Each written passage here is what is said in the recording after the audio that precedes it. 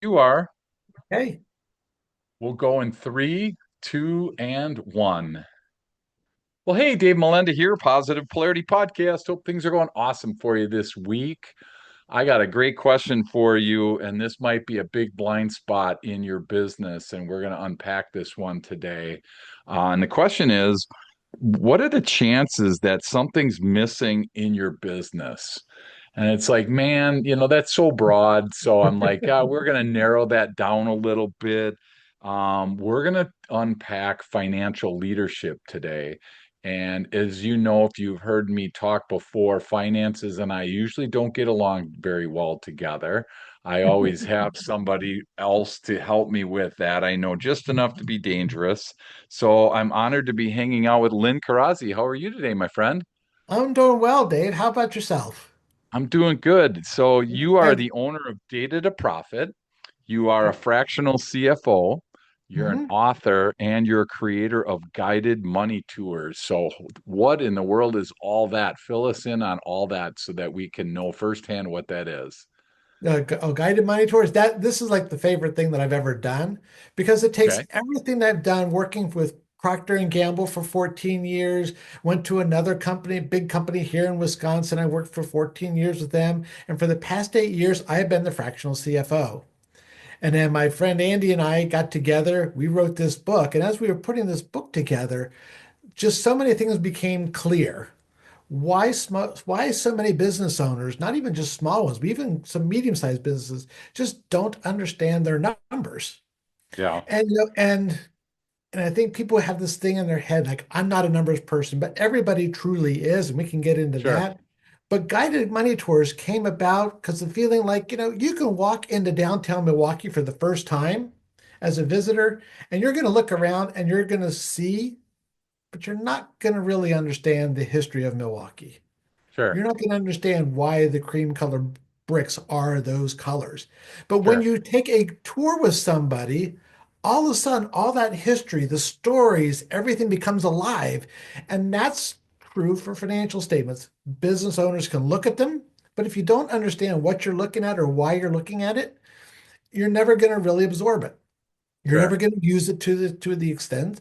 And so guided money tours is a fun way of saying, look, I'm going to walk you through this stuff as your guide, show how these different financial statements piece together. Here's who's on your financial team because you are the CFO of your business. If Yeah. you don't have one, it's you. Sure. And most people Yep. don't wear that hat very well. Sure. And so the idea of knowing your team, knowing your financials, what you could even tell your bookkeeper and accountant that you want to do. You are the owner, you are the customer in this relationship, not them. And so what do you do with these financials? How do you talk about KPIs? And are you planning your business to deliver the type of retirement that you look for? So I'm trying to get you to think beyond today, all the way from what got you to where you are to what's your exit plan Wow, and that's trying cool. to Well, pack everything that a business owner needs to know, sure. not to make you a CFO, but just to help you start thinking like a Yeah. CFO, which is very different than the people that you're currently working with. Well, and I think that's a great point, and I love the title of the book is really like hits you right between the eyes. It's like the name of the book is Stop Avoiding Your Numbers. Yes. And I'm guessing again, that's probably whether it's a intentional blind spot or it's an unintentional blind spot. Like you said, I think there's a lot of people listening right now, Lynn, that are struggling with that. They think I'm good at X and it's not Mhm. finances, therefore I'll have somebody else, take care of the financial side. So if I'm understanding what you're saying, you want us as owners to know enough about our financial situation. I mean, obviously we don't have to do the work, we don't Right. have to do the input data. We don't have to do a ton of that, but to understand it is basically going to help us so that we're not missing that big chunk in our business. Is that a safe way of saying it? That's exactly right. You said it, early on, is like, I know enough to be dangerous. Yeah, I don't have all the answers, but by gosh, I know what questions to ask. Like you sure. ask your accountant, can I afford to do this? Oh, Yeah, sure. right. The CFO is going to say, Should you do this? And if you Yeah, do, what's the upside? What's the downside? And the CFO is going to look at it from a completely different perspective. And as long as you can start asking your, no, looking at your statements, asking the person who's preparing them, okay, what does this mean? Or even better, set the expectation. You walk me through this, and by gosh, don't make me ask questions. I need you to explain everything to me now. And so again, it's very much of a mindset, but it's knowing a little bit of awareness goes a long way. Because the biggest thing that I see is people don't understand the difference between accounting and finance. Those words are used interchangeably all the sure. time. Yep. Here's an easy way to remember them. Accounting, boys and girls, begins with the letter A, right? A. It's a go, it's the past. There's not a damn thing you can do about it. Yeah. Finance, on the other hand, begins, of course, with the letter F because it's about the future. It's a forecast of your potential fortune, your potential failure when you're up at 2 a.m. and can't sleep.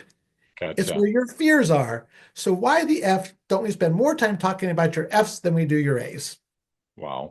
Well, and I think you bring up a great point, Lynn, that I want to make sure that we touch on. You're making a huge assumption that books are being done, and again, I run into a lot of small to medium sized businesses. Maybe they run quarterly P&Ls, Mhm. or whatever, whatever outside of monthly, anything more than monthly or less than monthly, I should say. It feels kind of like you're missing out. You're making decisions based on old data, based on old intel, based on not what's accurate for today. So, as kind of a way of starting this, do you suggest monthly P&Ls and monthly statements, or what's your, suggestion for anybody listening today? Yeah, it's got to be monthly at a minimum Okay. because, like you said, it's already history. Yeah. And so now, if you're looking at that trended information, and here we are, we're in the middle of July, and if you haven't gotten your May statements yet, and you need to Yeah. make a decision about something, where are you going? Or Right. are you going to trust your gut? Yeah. Because sometimes we trust our gut. I would never tell somebody not to trust your gut. But please, as President Reagan said many, many years ago, trust but verify. There are Fair. numbers laying around that can give you lots of insights, but you have to know enough to be able Yeah. to say, somebody pull this together for me so I can take a look at this.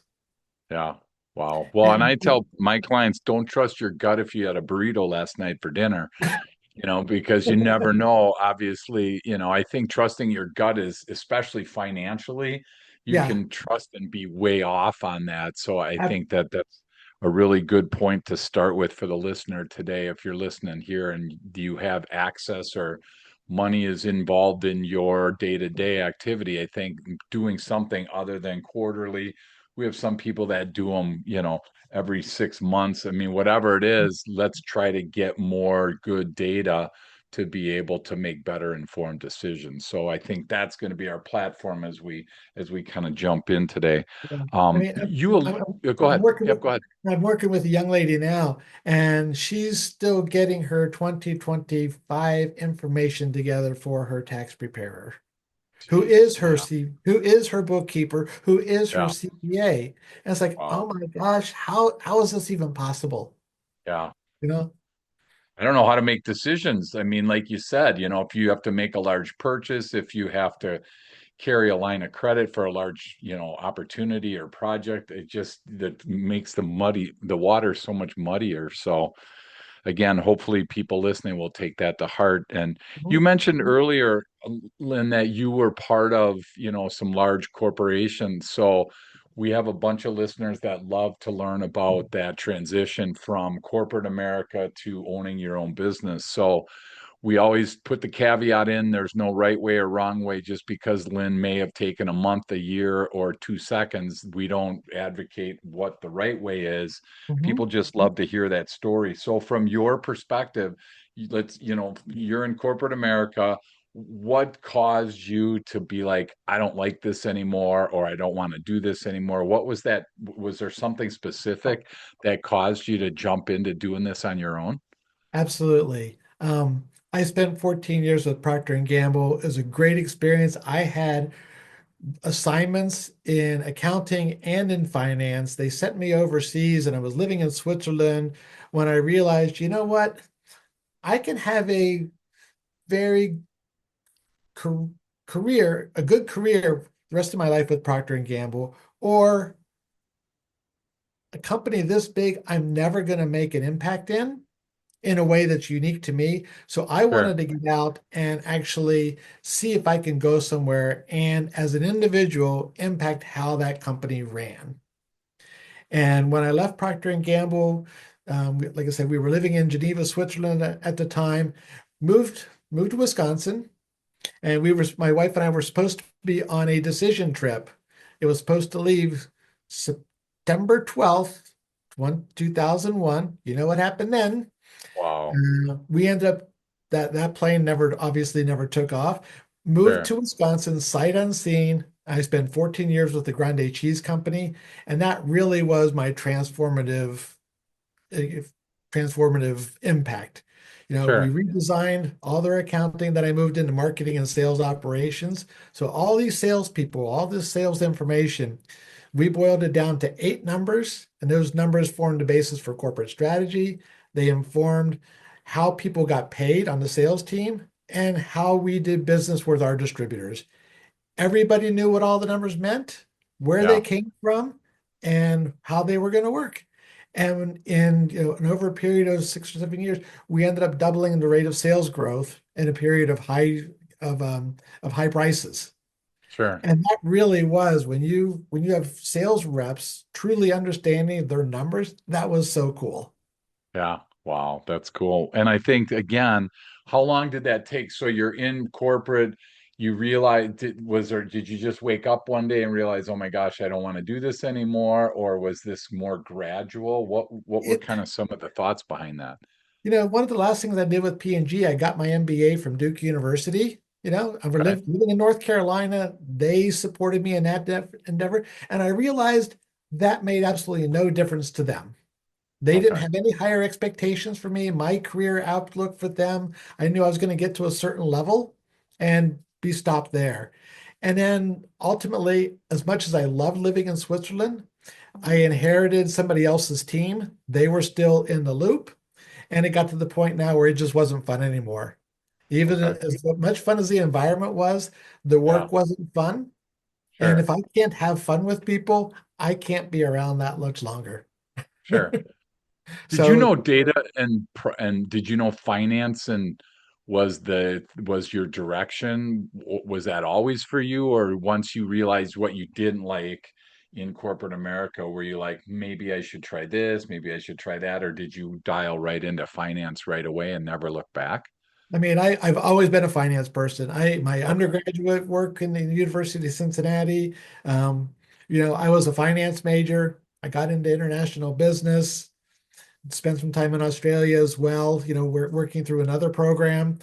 But then my time at Procter and Gamble really was allowed me to see the whole thing. And when I talked before about this difference between finance and accounting, I ended up thinking quite a bit about that because every business has to have accounting because, as you say, you have to pay taxes.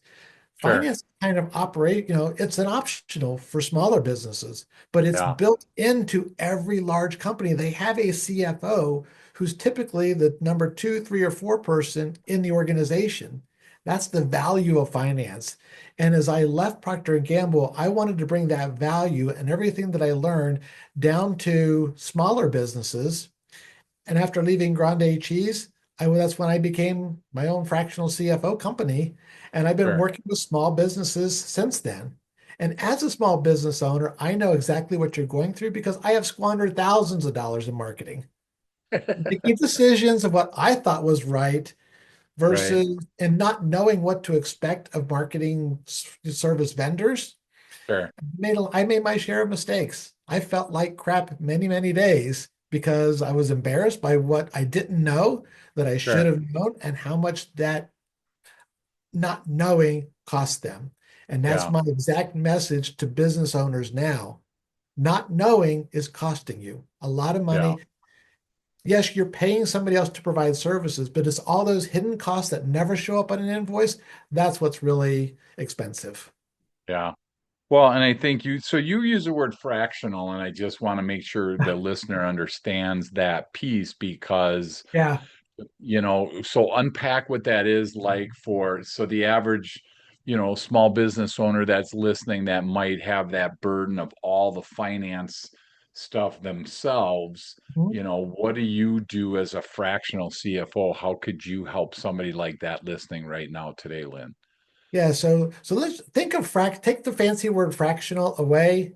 It's part-time. Okay, That's really what it means. So gotcha. typically my engagements, I contract with somebody that I'm gonna work for them 2, 3, or 4 days a month.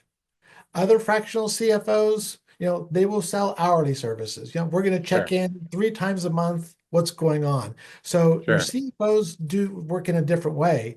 But the real benefit to the business owner is you get somebody else's expertise coming in and giving you a fresh look at your business through a set of eyes that, sorry, you probably don't have. And even when you work with a fractional CFO, get real clear as to what your problem is. Because there are two types of CFOs. Those who, like me, came up through another business and worked on more the operational finance side, the forward-looking side, or there's Okay. people who grew up through accounting. These are your controllers. You become an accountant, a senior accountant, a controller, and then get promoted to a fractional CFO. Well, your mindset is still that of the controller, quite honestly, and Gotcha. your perspective never really shifts from the books are done, they're done correct, but that's the what. Finance begin to ask, so what? Out of all these numbers, which ones are really important? Which ones should I really spend some time with? Yeah. But the finance person is going to be the one to say, okay, now what's next? What? So what? What's next? And the what next is how you begin to see things in advance, and so that you're not reacting to things that you could have, should have known to begin with. And I think that's really a cool piece. And we're going to take a break. But I think that I want to unpack this when we come back because I like the fact that there's the accounting is kind of the past, and then the Mhm. finance is talking about the future. And I guess that is a lot of people just interchange those words, like you mentioned before. Right. So we're going to take a break, and then when we come back, I want to kind of talk about like some you talked about eight numbers, but I just want to kind of let's hone in on like two or three Yeah. numbers that are really important for people because I have some thoughts on that, but I'm sure I have some blind spots as well, Lynn. So we're going to take a break, and we'll be right back. Right. Welcome back. Honored to be hanging out with Lynn Corazzi, owner of Data to Profit, part-time fractional CFO, author and creator of Guided Money Tours. And we're knee deep into finances. And he uncovered something that I was totally unaware of the difference between finance and accounting. So as we talked about before the break, the accounting is kind of the past and the finance piece is the future. You also mentioned at Procter and Gamble that there were like eight numbers that you guys looked at. Obviously, for a small business, eight might be a little excessive, depending again on the size of the business. Mhm. But what are the top like two or three numbers that everybody needs to really understand? Because I think some people think like sales, like I had this terrible, when I was 20, I sold this huge job and it was $120,000 construction product job. And I really, in my head, Lynn, I thought I worked for two guys at the time before I was the partner. I Mhm. thought they each made $60,000 on that sale. I had no clue about cost of goods or any of this stuff. I just was like, man, I just made you a bunch of money. And I was a young 20-year-old punk. And so they just looked at me and laughed. But now, for someone listening, what are two or three numbers that they really need to understand in their business on a day-to-day level? I'd start with two. Okay. And really, you look at these two, and there's a lot to unpack in them, but none of them start with a dollar sign, or neither one of them start with a dollar sign. It's a Okay. percentage. So when you talked about you get the big sales number, everybody's, yeah, my Yeah. sales are way up, my sales are way up. And when writing the book with Andy, you talked about sales, like sales is for vanity, makes you feel good, makes you Yeah. look good. Profit is for sanity, which Gotcha. which really kind of simplifies it. And the first step to that is understanding your gross margin.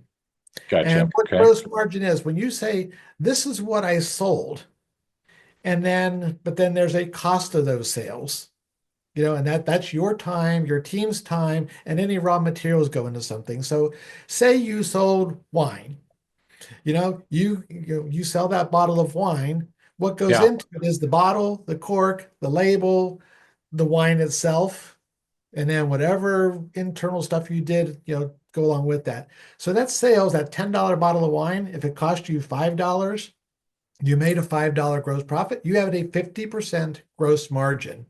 Okay. And why that's important is really that tells you how profitable your sales are. Would you rather sell something for $10 and have a 50% gross margin, or sell it for $10 and have a 10% gross margin?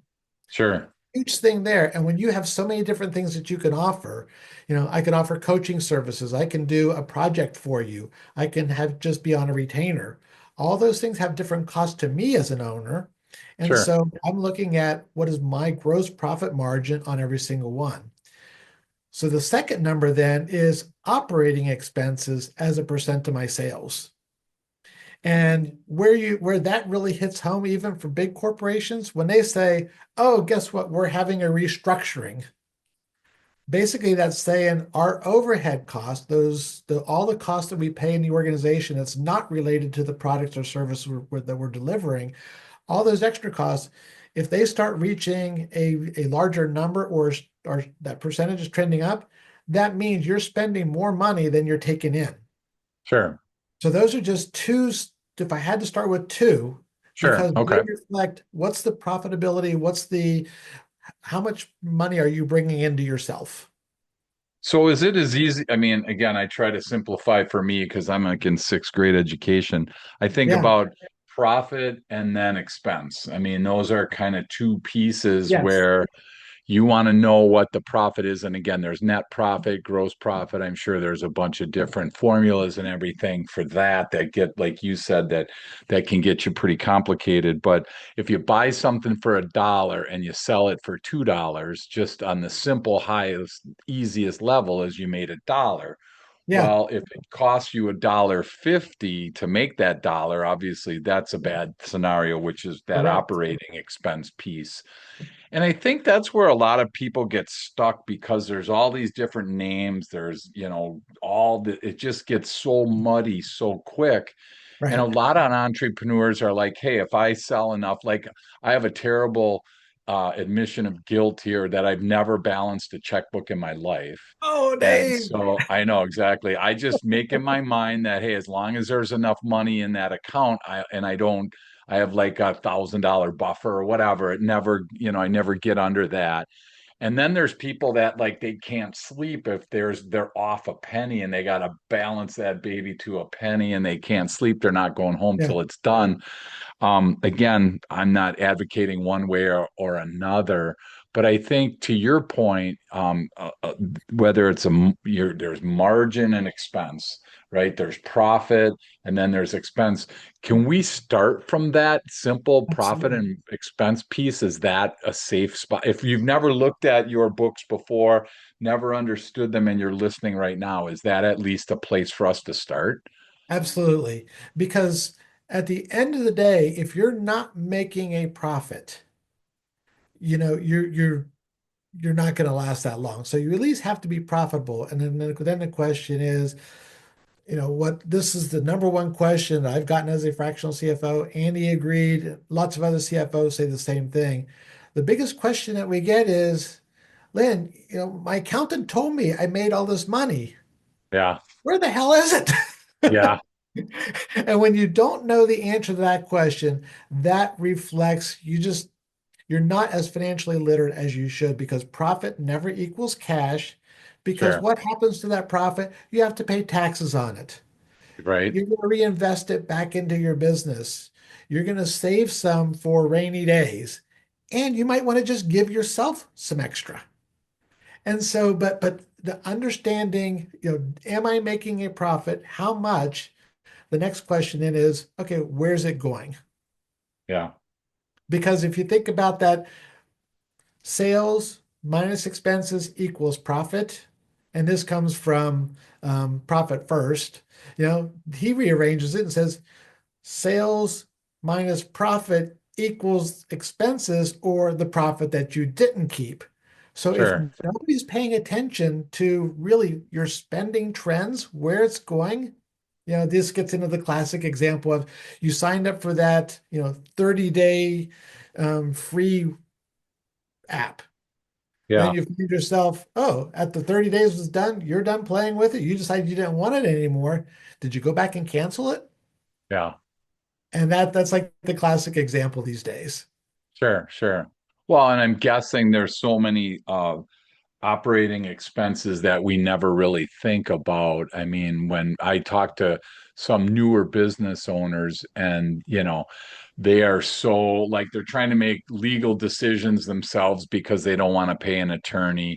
They're trying Yeah. to do financial decisions themselves because they don't want to pay a fractional CFO. And I'm like, wow, there's certain things you can do by yourself. Like if you want to shovel your driveway by yourself, go for it. If you want Mhm. to cut your own grass, go for it. But boy, you're starting to get into this scary spot of calling your own. It's like calling your own plays. It's like, there's coaches for this, there's people for this. And is that then where you come alongside people, Lynn, and help them if they're financially literate, illiterate, we'll say, they're struggling with it? I'm assuming earlier is better because you probably get called into messes and it's like, wow, you should have called me 2 years ago. Is Yeah. earlier the better kind of a safe assumption in this scenario? Yeah, just trying to get some understanding of the language that's used and how it all works. Again, and this is where guided money tours, coming back to that again, that's where this really is. It really is that intro to all this stuff, Yeah, explained in easy to understand language, but something that you can take a walk, after we go through it, you're going to understand all this stuff. Again, my job is not to make you do all this stuff. I'm not advocating that you actually do it, but you need to understand what's going on. Because what you're dealing with so many times is, oh, I don't want to pay the lawyer. It's a yeah, mindset because it's drilled into you. That's just an expense. That's just an yeah, expense. yeah, I would rather have a lawyer lock down a contract for me because that's actually an investment in the same way that insurance is an investment. You want sure. to make sure that it's done right the first time so that it's never going to get you into trouble again. Yeah, And that's what a fractional CFO is going to do. That, like I said, there's all these things that never get billed that you pay for, and that mentality of, oh, I should be able to do this myself. I can do this myself, or I can get it done good enough. Well, yeah, if you screw something up and it's good enough, but it's not right for the IRS, they don't assess penalties from the first day that they find it. They yeah, go back to when they had it, when it true. happened. Yeah. Well, and I think it's funny because there's different degrees of this, right? So, like, if I cut my finger and I can put a Band-Aid on, I do that, and I'm my own triage, I'm my own emergency room. But if I cut my Right. finger off, it's pretty hard to be like, "Oh, I think I'll just glue that bad boy back on and get back to work, right? That's not how that works. And I think financially we do that as well, but we try to take on so much more. And I think of it like I'm paying my CPA money because I want him to protect my money. And quite frankly, I want him to find ways to make me money. The best, I think that's the best we can ask for. So I'm just curious, do you run into a lot of people that are just there? It takes you forever to get to ground zero, so to speak, and they're in a mess to begin with. What do you see as a lot of people coming to you for help? Are they in a big mess or are they on their way to a mess? Are they good? What do you normally run into a It lot, Lynn? it there's more messes than nice clean books. When someone says they need somebody like me. Yeah, And unfortunately, your bookkeeper, the person who's doing the day-to-day work, yeah, if their work absolutely has to be spot on before I can do any of the really cool fun finance stuff. sure. Because the work that they do is foundational. It's that garbage in, garbage out. That's exactly what it is. Garbage accounting. leads to garbage decisions, garbage financial stuff, you know, garbage results, Yeah. to be honest with you. Yeah. I worked with a woman. She ran, she was the bookkeeper for a landscaping company. She was doing everything right in QuickBooks. She was pushing all the right buttons, printing the right report, but she said, Sure. "Lynn, I don't know what all this means." Yeah. And Wow. so for her engagement was just simply 6 months, kind of each month we walked through it, explained it Sure. again, explained it, and each Sure. time got bigger. But then we got into you begin to trust your experts, right? Yeah. And I said, Martha, why did you guys buy a truck every year? Right. Well, in November, our accountant says, well, we're making all this money, and if we just bought a new truck, we would be able to deduct it. Sure. I get that. That is true. Yeah. I looked at her and said, Martha, the trucks say $60,000 for 5 years, $300,000. You could have gotten that same deduction by setting up some type of 401k program or bonus program for you and your key people. That Sure. money could have actually building wealth for you, not Sure. a Sure. one-time deduction. Yeah. And Wow. so, but that's the difference between a tax planner and a tax preparer. The Sure. the Yeah. back the one looks backwards. How can I minimize it? The other one looks forward. Oh, you're gonna make more money next year. Well, let's see how much Yeah. you can put away Yeah. because that's building personal wealth. You know, at the same time you're building your business, and Yeah. that's going to be so much more effective for you in the long term. Well, and I think cash flow comes in. It's interesting you think about cash flow because now all of a sudden people I knew people back in the remodeling industry back in the day they would sell a $500,000 remodeling project, get 20% down, which now they have a check for $100,000 in their pocket, and it was like burning in their pocket, so they went and bought, like you said, they bought a truck. And I'm like, what did you do this for? Well, I just got $100,000. I mean, and Uh-huh. it's just like, oh my gosh. I mean, talk about not understanding. And this is, I think, the biggest reason why people end up in prison. They close down, they file bankruptcy, whatever it is, that usually doesn't end well if you don't have a strong grip on your finances. So, Yeah. um, your company data to profit brings up a question for me as we start to land the plane today. It's how do you help companies turn data into profit? Because I would have never made that connection of data into profit or data to profit. So how does that work for the layman listening? What are some simple answers to that question, Lynn? You know, data is not, when you think about your data and your financial information, every decision, every behavior in your business eventually turns into a number. If and data is everything from like addresses. If you're mailing something out to people and you have the wrong zip code, guess what? Okay. It may Sure. come back to you. That's data that's turning into an expense. But the real data that's there is not just looking at your financial statements. Okay, how is this March doing against, you know, last March? Yeah. Actually, kind of a stupid, useless comparison, in my opinion. Sure. What I'd rather tell you to do is look at the trends. And if the data is telling you, oh, our profit margins are going down, down, down, this is now information you're looking at over time. Right. Oh, maybe we need to stop and raise our prices or figure out why our costs are going up so much. Where are we Yeah. spending so much, too much money because our actual net profit is also down. And Sure. so it's like the idea that if I have the data around a piece of machinery that I want to buy, and say I want to produce, let's produce some wine because I like wine, right? If Yeah. we're going to start buying grapes and put a bottling machine in there, I need to know what size of machine do I need. If I buy the biggest machine in the world thinking I'm going to become Gallo, I'm Yeah. wasting money. And Sure.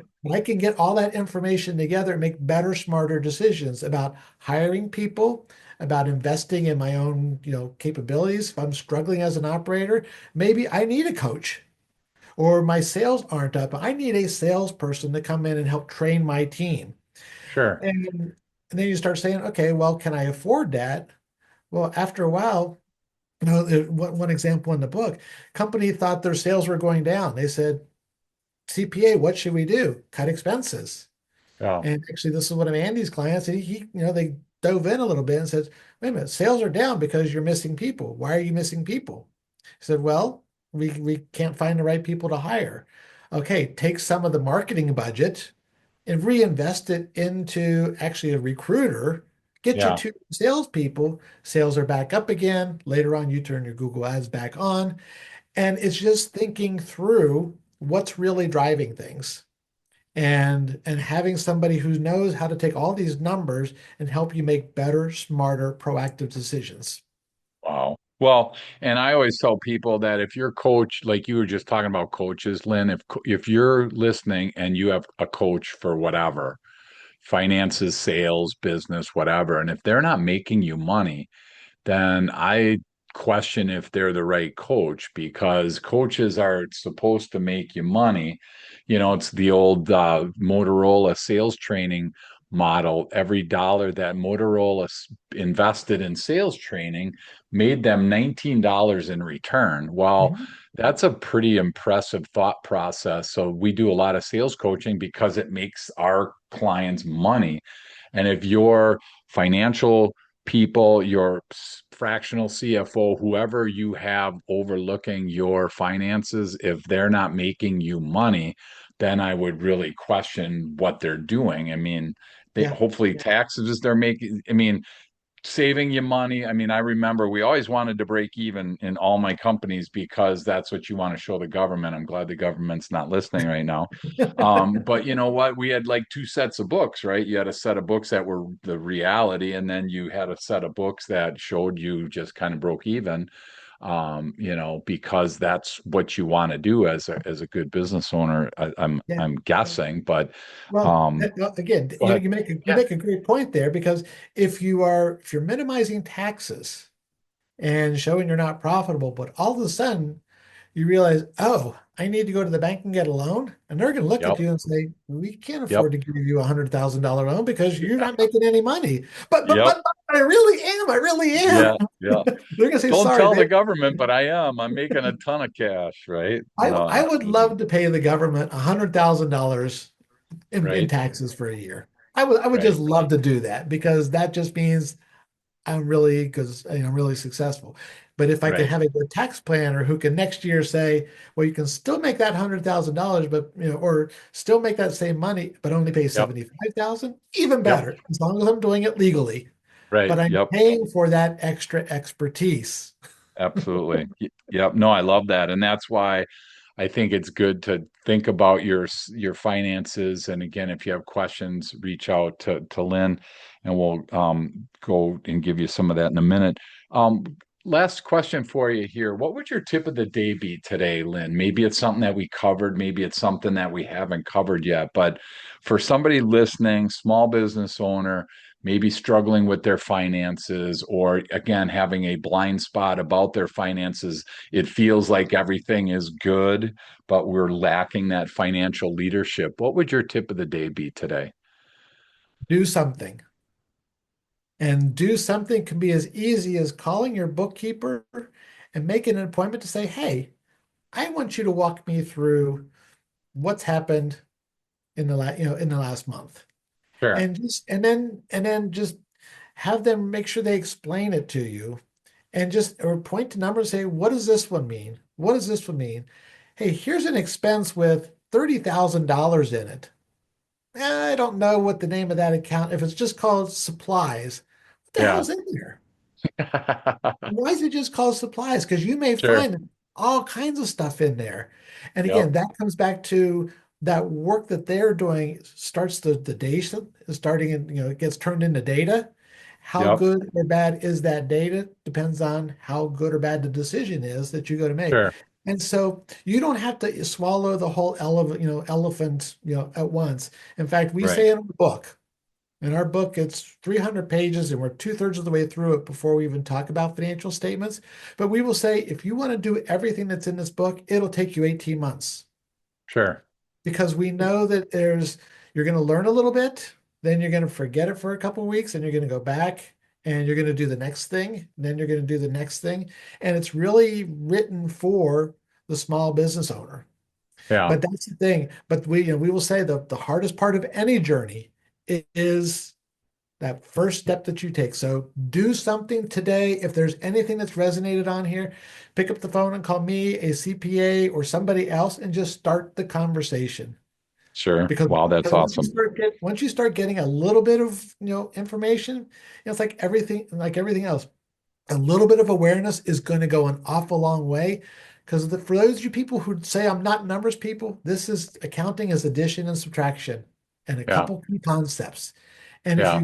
if you get comfortable with just a handful of things, oh my gosh, you're going to say, why didn't I do this sooner? Well, I tell you what, the head in the sand thought process works for some things. This is Hmm. not one of those that really it works well because kicking it down the road, thinking no news is good news, thinking I'll deal with it next month. I mean, it's one of those scenarios that it's the lifeline of your business. And I think if you don't do something, to Lynn's point, you know what? You just, what's going to happen, and I think that's the funny thing as we land the plane today is a lot of people know that it's wrong to do this and not address finances. But let's face it, it's not as sexy as getting a new client. It's not as Right. sexy as growing your sales, finding a new building, getting a new division. There's a lot of things that are way more sexy than looking at a P&L. But at the end of the day, like you mentioned before, when you go to the bank and say, hey guys, I need some money for this expansion or line of credit, whatever it is, they're not going to just necessarily open arms give you money if you're not if your data is not accurate. So I You're appreciate you absolutely sharing that. yeah, you're absolutely right. And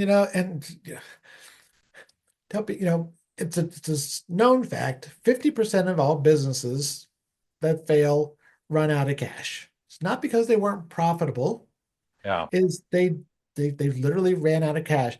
Is anybody ever surprised that they run out of cash? No. yeah, No, I mean, if you give a teenager a $20 bill and go say, go have some fun, I mean, they're not gonna have that much fun with $20. Say it's right. $100. Yeah, They know when they're about ready to run out of cash. As a yep, business owner, you feel it when you're running out of cash because that pressure is pushing down on you.